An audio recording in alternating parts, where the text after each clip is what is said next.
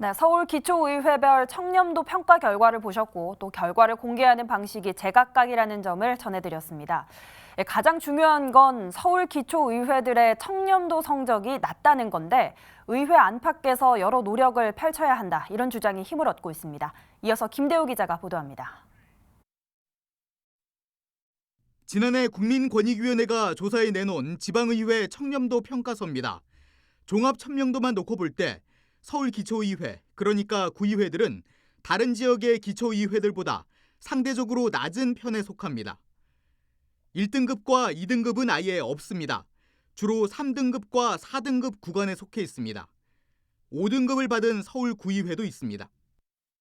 집행부에게 낮은 청렴도 결과를 받았을 때 이렇게 이 정도밖에 안 되느냐 의원들이 비판을 해왔는데, 의회가 오히려 집행부보다 청렴도가 낮은 경우들도 발견이 되면 이게 할 말이 없어지는 거 아니겠습니까?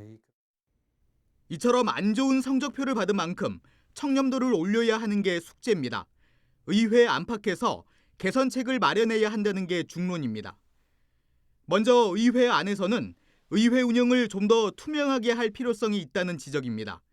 일부 구의회가 의장단 중심으로만 운영된다는 등의 이유에서입니다.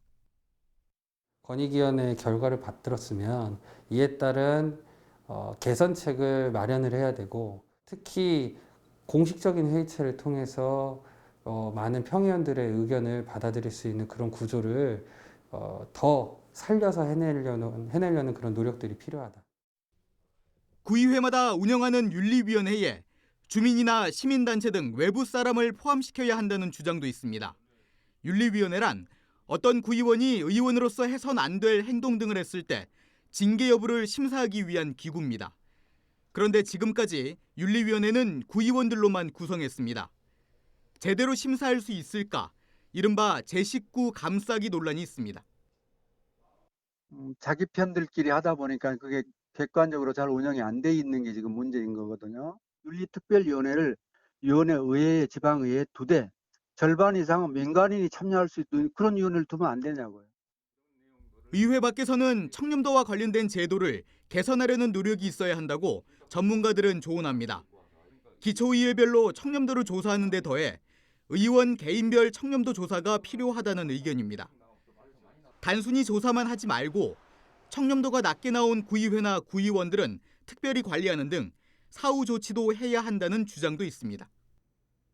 의원 개개인 평가도 한번 해봤으면 좋겠어요. 특히 의원들은 독립적인 어쩌면 관청이나 기관이나 마찬가지입니다. 그러니까 한 사람 한 사람에 대해서 평가할 가치가 있다. 그래서 청렴도 높은 의원들은 운영 연장시키고. 다행히 지방자치법 개정안이 시행되면서 윤리위원회는 민간 전문가로 구성하는 윤리심사자문위원회를 둬야 합니다. 구의원으로만 구성돼 야기됐던 윤리위원회의 단점을 상당 부분 보완해 줄 걸로 전망됩니다. 그러나 관리를 강화하는 등의 사후 조치 방안은 아직 마련돼 있지 않습니다. 보다 청렴한 기초의회를 만들기 위해 더 고민하고 개선 방안을 짜야 될 이유입니다. BTV 뉴스 김대우입니다.